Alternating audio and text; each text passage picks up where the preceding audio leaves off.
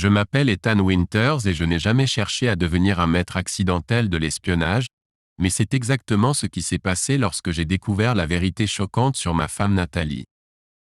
Nous étions mariés depuis 23 ans et avions 2 merveilleux enfants ensemble. Notre fille Lily qui avait 16 ans et notre fils Jack qui venait de fêter ses 14 ans. Vu de l'extérieur, nous étions la famille parfaite menant une vie de rêve dans la banlieue de Seattle. Mais derrière les portes closes, des fissures avaient commencé à se former dans les fondations de notre mariage. Tout a commencé un mardi ordinaire lorsque je suis rentré tôt de mon travail d'ingénieur en logiciel. J'ai franchi la porte d'entrée et j'ai entendu la voix de Nathalie descendre de notre chambre à l'étage. Elle était au téléphone et son ton a immédiatement déclenché des alarmes dans ma tête. Oui chérie, aujourd'hui était incroyable. J'ai adoré chaque seconde, murmura-t-elle d'une voix haletante que je ne lui avais jamais entendue utiliser avec moi. J'ai grimpé les escaliers en prenant soin de ne pas faire de bruit. La porte de la chambre était entr'ouverte et j'ai jeté un coup d'œil à l'intérieur, mon cœur battant la chamade contre ma cage thoracique. Nathalie se tenait devant le miroir en pied, s'admirant alors qu'elle enlevait lentement une robe noire moulante que je n'avais jamais vue auparavant. Elle portait en dessous de la lingerie rouge en dentelle qui n'était certainement pas issue de ses ensembles pratiques habituels en coton. J'aimerais rester plus longtemps au téléphone mais je dois sauter sous la douche avant qu'Ethan rentre à la maison, dit-elle à la personne à l'autre bout du fil. La dernière chose dont j'ai besoin est qu'il se rende compte. Elle a raccroché et en se retournant pour jeter son téléphone sur le lit, j'ai aperçu une marque rouge indéniable sur le côté de son cou, une suçon fraîche que je n'avais certainement pas faite. Nathalie l'a également remarqué en examinant son reflet, laissant échapper un soupir frustré. Merde, maintenant je vais devoir couvrir ça d'une manière ou d'une autre. Pourquoi doit-il toujours laisser une marque? Marmonna-t-elle avant de se diriger vers la salle de bain attenante. La première chose que j'ai faite a été de vérifier le téléphone de Nathalie après qu'elle soit partie prendre une douche. Sans surprise, il y avait maintenant un verrouillage par code sur son téléphone, ce qui était inhabituel pour elle. En 23 ans de mariage, elle n'avait jamais ressenti le besoin de garder son téléphone portable privé de moi. J'ai attrapé le string rouge en dentelle qu'elle avait jeté par terre et je l'ai glissé dans un sac Ziploc pris dans la cuisine. Peut-être que c'était l'ingénieur en logiciel en moi, mais ma première pensée a été de faire analyser l'ADN pour voir si je pouvais trouver une correspondance avec le débauché qui souillait mon lit conjugal. Ma société disposait d'un laboratoire de biotechnologie de pointe qui effectuait des travaux d'analyse médico-légale de pointe, je pourrais probablement le glisser pour des tests. Ensuite, j'ai installé une caméra vidéo cachée dans notre chambre à coucher, la positionnant de manière à avoir une vue claire du lit et du miroir où Nathalie avait vérifié ses marques d'amour illicites. Si elle comptait transformer notre maison en repère d'adultère, je comptais bien tout enregistrer sur bande. Je savais que je devais sortir de la maison avant que Nathalie n'ait fini sa douche de honte. J'étais sur le point de la confronter et je ne voulais pas dévoiler mes cartes avant d'avoir des preuves irréfutables de ce à quoi elle s'était livrée. Je suis allé dans un bar miteux local pour rassembler mes pensées autour d'un ou 3 verres bien tassés. L'endroit s'appelait la taverne de Hank et je l'avais passé 1 million de fois sans jamais y entrer. Il avait un certain charme sordide qui correspondait à mon humeur. Je me suis assis au bar et la jeune barmaid est venue vers moi avec un regard évaluatif. « Tu sembles avoir besoin d'un double. »« Journée difficile ?» demanda-t-elle. « On pourrait dire ça, » ai-je répondu avec un rire nerveux. « Je prendrai un whisky, sec. Un double qui arrive tout de suite. »« Au fait, je m'appelle Jenna, » dit-elle en me lançant un sourire compatissant tout en versant une généreuse dose de 4 doigts dans un verre. « Merci Jenna. Moi, c'est Ethan, ai-je répondu, en prenant une longue gorgée qui brûlait tout le long de ma gorge. Au cours de l'heure suivante, les verres et la conversation coulaient. Je n'ai rien mentionné à propos de ma femme infidèle, mais c'était agréable de parler à quelqu'un qui n'était pas impliqué dans le désordre que ma vie était soudainement devenue. Quand je suis rentré chez moi juste avant minuit, Nathalie dormait déjà. Ou du moins faisait semblant. Normalement, elle dormait nue, mais ce soir-là, elle portait un grand t-shirt et un short, sans doute pour dissimuler d'autres marques de ses escapades extra-conjugales. J'ai attendu d'entendre sa respiration se calmer avant de redescendre discrètement et d'allumer mon ordinateur portable. J'ai accédé à distance à la caméra que j'avais installée dans notre chambre et j'ai commencé à parcourir les images de la journée. La plupart étaient sans intérêt, mais il y avait une vidéo révélatrice juste après mon départ, quand Nathalie était sortie de la douche. Elle a laissé tomber sa serviette devant le miroir et a examiné attentivement la marque d'amour sur son cou, la touchant et la palpant avec un air soucieux. Comme si cela ne suffisait pas, elle a ensuite fouillé dans son tiroir à sous-vêtements et a sorti toute une collection de soutiens-gorge et de culottes sexy que je n'avais jamais vues auparavant. Elle a pris son temps pour choisir un ensemble de dentelles noires assorties, puis a remis le reste dans le tiroir, sous ses culottes en coton sensé. J'ai senti la rage et la nausée tourbillonner dans mon estomac en voyant ma femme se pavaner en lingerie clairement destinée au plaisir d'un autre homme. J'avais vu assez pour savoir que ce n'était pas un simple écart de jugement. Le lendemain matin, j'ai appelé mon meilleur ami Cooper qui travaillait à la sécurité de la base navale où Nathalie était assistante administrative à temps partiel. Cooper était un ancien marine sans fioriture qui avait un réel talent pour démasquer les mensonges. C'est ce qui faisait de lui un excellent professionnel. Coop, j'ai besoin de ton aide pour quelque chose. C'est une situation délicate, mais je ne sais pas à qui d'autre m'adresser, ai-je dit lorsqu'il a décroché. Bien sûr frère, quoi que tu aies besoin. Tu sais que je suis toujours là pour toi, a-t-il répondu sans hésitation, utilisant le jargon militaire pour dire qu'il avait mon dos. Je lui ai tout raconté ce qui s'était passé au cours des dernières 24 heures, depuis le moment où j'ai surpris Nathalie lors d'un appel téléphonique compromettant jusqu'à la capturer en train d'inspecter son corps infidèle à la caméra cachée.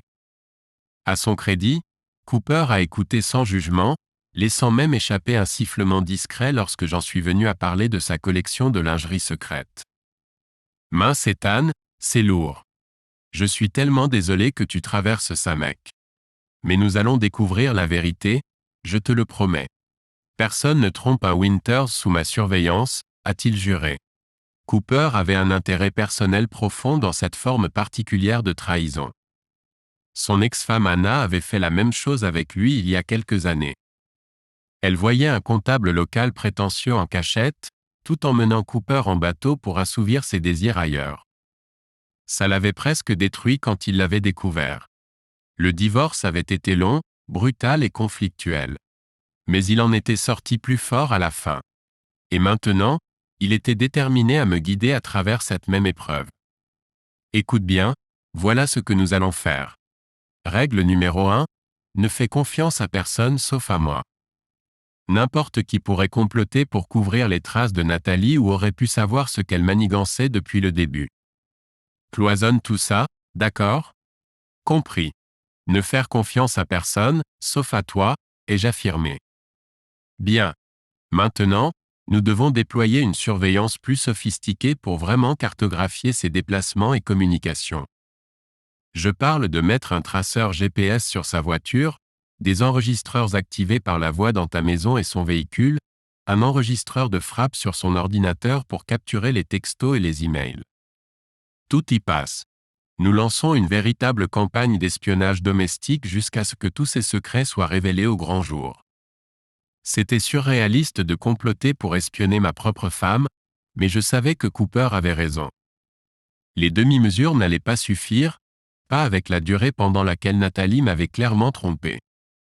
Il était temps de traiter cela comme une mission spéciale et d'arriver à la vérité par tous les moyens nécessaires. Je vais te procurer tout l'équipement et la technologie dont tu as besoin. Autrefois, c'était un vrai travail d'espionnage, mais aujourd'hui, on peut trouver la plupart de ces choses dans n'importe quel magasin d'électronique. C'est effrayant de voir à quel point il est facile de jouer les détectives privés, n'est-ce pas? Dit Cooper. Tu l'as dit. J'ai l'impression de vivre dans un thriller de film Lifetime maudit, soupirai-je en passant une main sur ma barbe naissante. Mais Coop, je te suis reconnaissant d'aller aussi loin pour ça. Je sais que ce n'est pas facile compte tenu de ton passé. Je te l'ai dit Ethan, je suis là pour toi.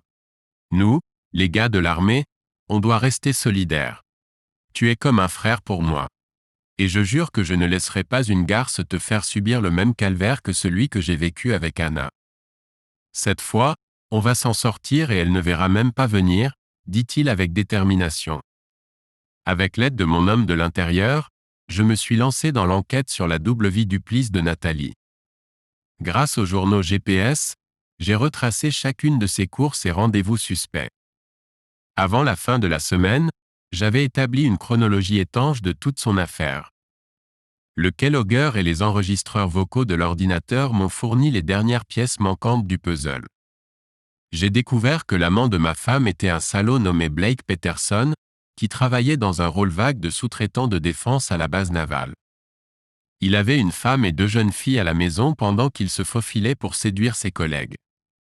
J'ai capturé des bribes de conversations compromettantes entre Nathalie et sa complice BFF Chelsea, disséquant les détails de ses rendez-vous galants et se moquant de moi pour mon ignorance. Sous prétexte d'installer un nouveau répéteur Wi-Fi, j'ai chargé un logiciel espion sur l'ordinateur portable de Nathalie qui m'a donné une vue imprenable sur toutes ses séances de sextos osées avec Blake et leurs plans calculés pour me mettre sur une fausse piste. Le pire était les emails qu'elle lui envoyait, vantant leur chimie sexuelle explosive, mais prétendant que son incapacité à s'engager était la raison pour laquelle elle devait se contenter de jouer à la maison, avec le vieux et ennuyeux Ethan.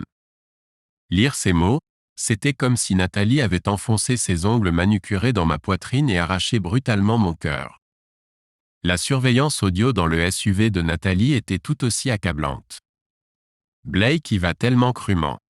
Comme un animal en chaleur. Certainement pas quelque chose qu'Ethan ferait jamais, dit-elle à Chelsea avec un petit rire suffisant un matin en conduisant à son cours de pilates. Mon Dieu, ça a l'air incroyable ma chérie. Ethan est juste trop banal pour toi, ça a toujours été le cas. C'est un mec adorable mais tu as besoin d'un vrai homme comme Blake, confirma Chelsea. Tu as tellement raison Shell. Cette double vie est une telle montée d'adrénaline. Avoir ma parfaite petite image de femme avec Ethan mais pouvoir être une vraie salope derrière des portes closes avec Blake. J'ai l'impression d'être une espionne. Je serrais les dents jusqu'à ce que ma mâchoire me fasse mal, mes mains se crispèrent en poing le long de mon corps. Chaque mot était comme un poignard dans mon cœur meurtri. Qui diable était cette femme à qui j'avais consacré la moitié de ma vie?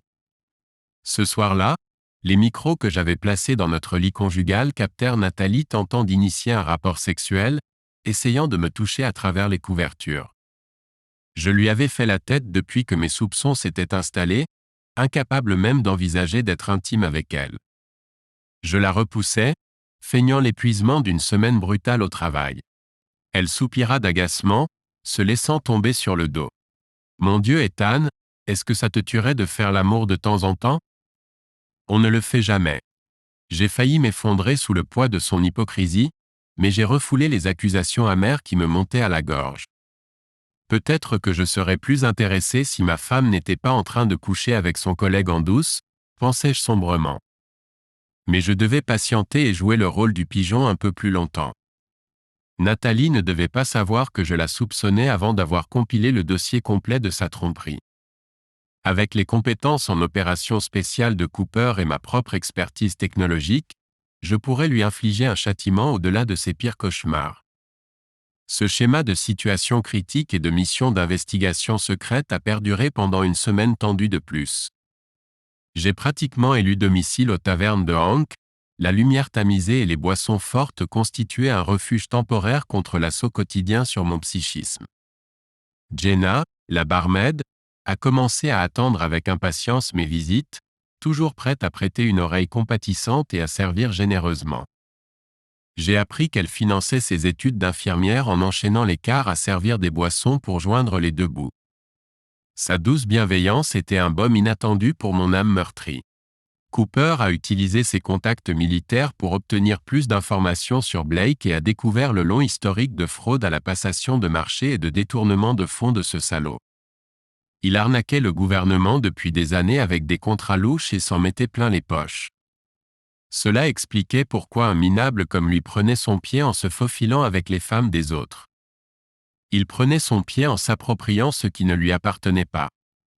Ce vaurien n'est pas juste un simple adultère. C'est un escroc et un prédateur.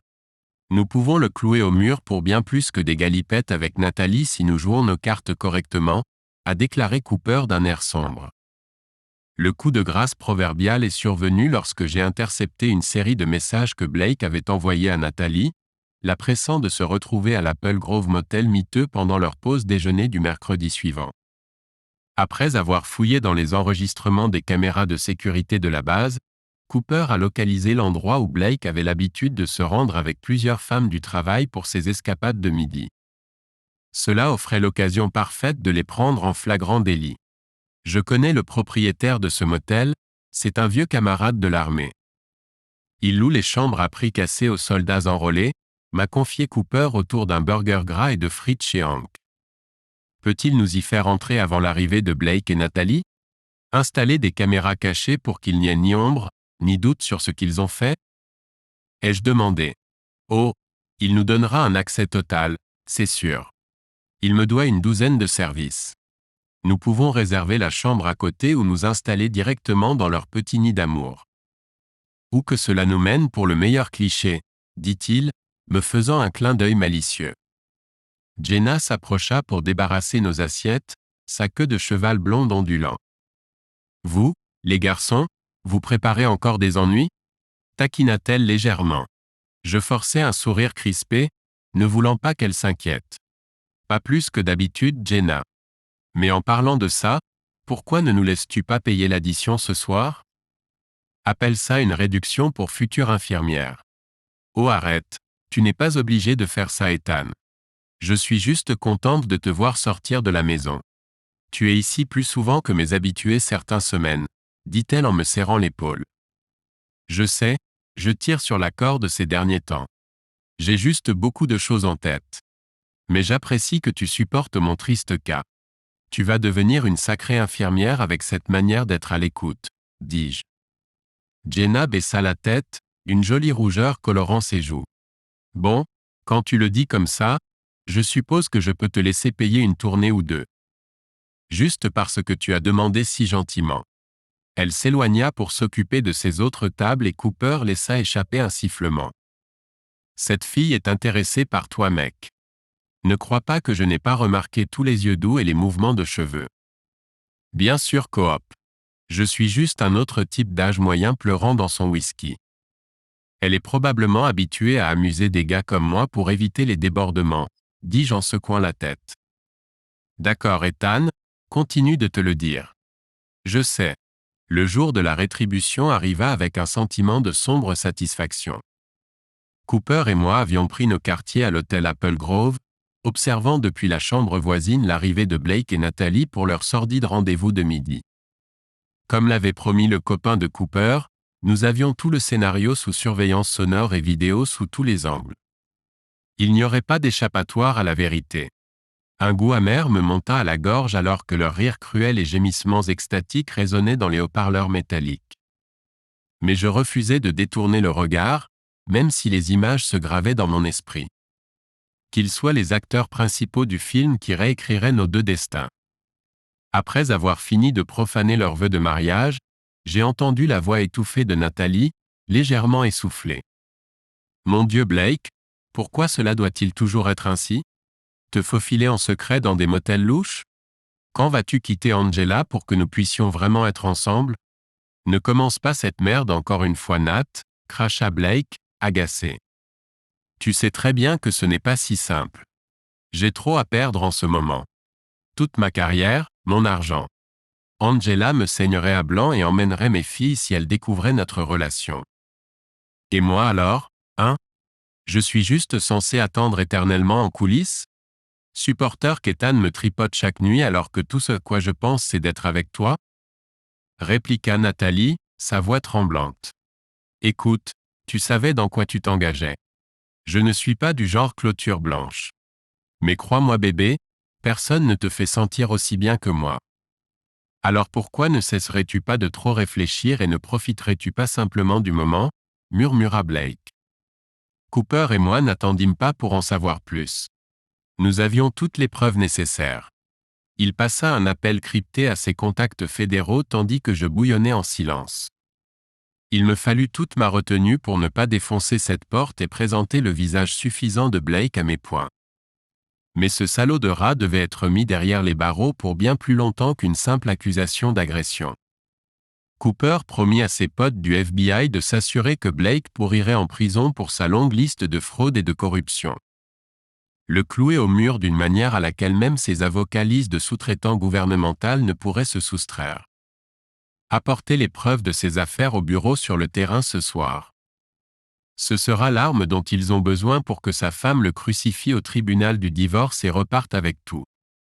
Angela Peterson est sur le point de devenir une femme très riche, déclara Cooper avec un sourire vengeur. De retour au Hank's Tavern ce soir-là, je ne pouvais avaler que quelques gorgées de mon habituel whisky. Trop occupé à imaginer le siège qui allait s'abattre sur la bulle d'adultère bienheureuse de Blake et Natalie.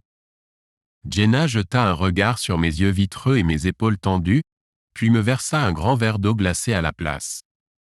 Tu as l'air tendu au point de craquer, Ethan. Pourquoi ne me parles-tu pas? Laisse-moi t'aider à porter une partie de ce fardeau, me persuada-t-elle doucement. Dans un moment de sincérité brutale, tout le récit sordide jaillit. Les mois d'infidélité de Natalie. Les crimes en col blanc de Blake. Les profondeurs de la trahison, de la rage et de la désolation. À travers tout cela, Jenna écoutait sans jugement. Je n'avais aucune idée que tu traversais quelque chose d'aussi horrible, Ethan. Tu ne méritais rien de tout cela, dit-elle. Ça ne se ressent pas comme ça. On dirait que je n'étais pas assez pour elle. Peut-être que si j'avais été plus attentif ou aventureux au lit ou si j'avais gagné plus d'argent, elle n'aurait pas commencé à tromper, dis-je amèrement. Les yeux bleus de Jenna étincelèrent et elle attrapa mon visage entre ses mains chaudes, me forçant à rencontrer son regard. Écoute-moi, Ethan Winters. Tu es un homme bien. Un homme gentil, décent, travailleur. Et c'est suffisant, tu m'entends? Natalie a été égoïste et cruelle de te faire ça, à toi et à tes enfants. Ces erreurs ne reflètent pas ta valeur. Merci Jenna. Tu as été une lumière si inattendue dans toute cette obscurité, murmurai-je. Elle sourit, mais c'était teinté d'une tristesse que je ne pouvais pas tout à fait placer. Je sais une chose ou deux sur être brisé par les personnes censées t'aimer le plus. Je ne souhaiterais jamais cette douleur à quelqu'un d'autre. Le moment passa et elle reprit son sérieux. Maintenant, puis-je te préparer quelque chose à manger? Tu ne sers à rien si tu t'évanouis de faim. J'arrivais à esquisser un faible rire. Oui, tu as raison. Un burger et des frites sonnent parfaits en ce moment. Quand je quittais Hank's ce soir-là, une partie de l'obscurité avait commencé à reculer. Avec la vérité solidement entre mes mains et les rouages de la justice commençant à tourner, je retrouvais un sentiment de but. Blake et Natalie n'avaient aucune idée de la tempête qui allait les engloutir. Les prédictions de Cooper se révélaient justes. Dans les 24 heures suivant la remise des preuves compromettantes au FBI, Blake Peterson a été traîné hors du bureau menotté. Angela a demandé le divorce cet après-midi-là, armée de preuves de son infidélité flagrante. La moitié de sa valeur nette et la garde exclusive de leur fille s'apprêtaient à devenir le moindre de ses soucis. Natalie a été prise au dépourvu en rentrant du travail, pour me trouver assis à l'îlot de la cuisine avec une épaisse enveloppe en papier craft. Assieds-toi, Natalie. Il est temps que toi et moi ayons une petite discussion, ai-je dit. Son front se plissa de confusion, mais elle obéit aux instructions, se perchant sur le bord d'un tabouret. Ethan, que se passe-t-il? Tu commences à me faire peur. Est-ce qu'il est arrivé quelque chose aux enfants? Un éclat de rire sans humour s'échappa de ma gorge. Non, Natalie, nos enfants vont très bien. Ils ignorent totalement que leur mère est une menteuse, une trompeuse. Natalie recula comme si je l'avais giflée, le choc et la panique se disputant sur son visage. Quoi? Comment oses-tu me parler ainsi? J'ai claqué ma main sur le comptoir, interrompant son déni balbutiant. Épargne-moi tes excuses, Natalie. Je sais tout. Je sais pour Blake, je sais pour tes escapades secrètes à l'hôtel, je sais pour tous les mensonges que tu as tissés depuis des mois. Alors ne reste pas là à insulter mon intelligence.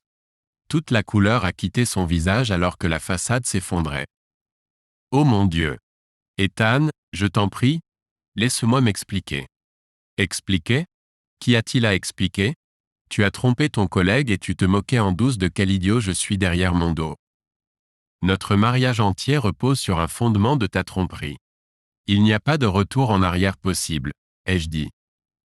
Nathalie a tendu la main vers la mienne de l'autre côté de l'îlot, mais je l'ai retirée comme si son toucher brûlait. S'il te plaît, Ethan, c'était une erreur. J'étais confuse et seule, et tu avais été si distant. Je n'ai jamais voulu te blesser. C'est toi que j'aime, ça a toujours été toi, a-t-elle plaidé. J'ai regardé l'étrangère portant le visage de ma femme et n'ai ressenti que du dégoût. Si tu m'avais vraiment aimé, tu n'aurais jamais pu faire ça. Détruire notre famille, notre avenir, et pourquoi? Quelque plaisir bon marché avec un homme qui te voit comme son jouet? Tu me dégoûtes, crachai-je. Un froid s'insinua dans ma poitrine alors que je faisais glisser les papiers du divorce sur le comptoir, le début de la fin. J'ai déjà parlé à un avocat. Tu vas bientôt recevoir des nouvelles pour régler la garde. Mais je veux que tu quittes cette maison, Nathalie.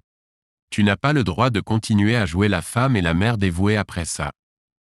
Le masque de regret et de fausses excuses tomba alors, laissant place à quelque chose de laid et d'amer. Espèce de moralisateur. Tu te crois si parfait? Peut-être si tu ne t'étais pas laissé aller et si tu m'avais traité comme une vraie femme, je n'aurais pas eu besoin d'aller voir ailleurs, siffla-t-elle. Je fis face à son venin avec une indifférence de pierre, refusant de laisser son poison m'atteindre. Dis-toi ce que tu veux, Nathalie. Mais nous savons tous les deux que ce n'est pas de mon fait. Tu as tout gâché. Tu nous as tout gâché. Et tu vas devoir porter ça pour le reste de ta misérable vie. En fin de compte, le divorce fut heureusement rapide. Une petite miséricorde que même Nathalie ne put prolonger la douleur et l'humiliation. Nous avons convenu de partager la garde de Lily et Jack, aucun de nous n'étant prêt à les faire souffrir d'une longue bataille judiciaire. Mais malgré tout, Cooper et Jenna étaient mes rochers inébranlables. Cooper s'est assuré que les péchés de Blake et Nathalie soient exposés à tous nos amis et notre famille. Il n'y aurait pas de réécriture de notre histoire ni de dissimulation de la laideur. Tout le monde saurait exactement qui était responsable de la fin du conte de fées des Winters. Et Jenna. Jenna m'a montré que l'espoir et la possibilité existaient toujours de l'autre côté de la peine. Entre ses cours d'infirmière et ses shifts au bar, elle est devenue la personne sur laquelle je comptais le plus. Son amitié a fleuri en quelque chose d'infiniment plus précieux. Certes, ma clôture blanche a peut-être été réduite en cendres, mais j'étais déterminé à construire quelque chose de nouveau. Quelque chose d'intact, sans secret ni mensonge. Un avenir pour Lily, Jack et moi basé sur l'honnêteté, la résilience et même le pardon. Parce que s'il y a bien une chose que j'ai apprise de cette épreuve, c'est que la valeur d'un homme n'est pas définie par les péchés de sa partenaire. Et même les cicatrices les plus profondes peuvent guérir si vous vous entourez du bon baume. Les enfants et moi serions bien à la fin. Plus forts et plus sages pour les épreuves que nous avons affrontées. Notre histoire n'était pas encore terminée, loin de là. Merci. N'oubliez pas de cliquer sur le bouton « J'aime » et, si vous avez plus de 18 ans, ne manquez pas la prochaine histoire.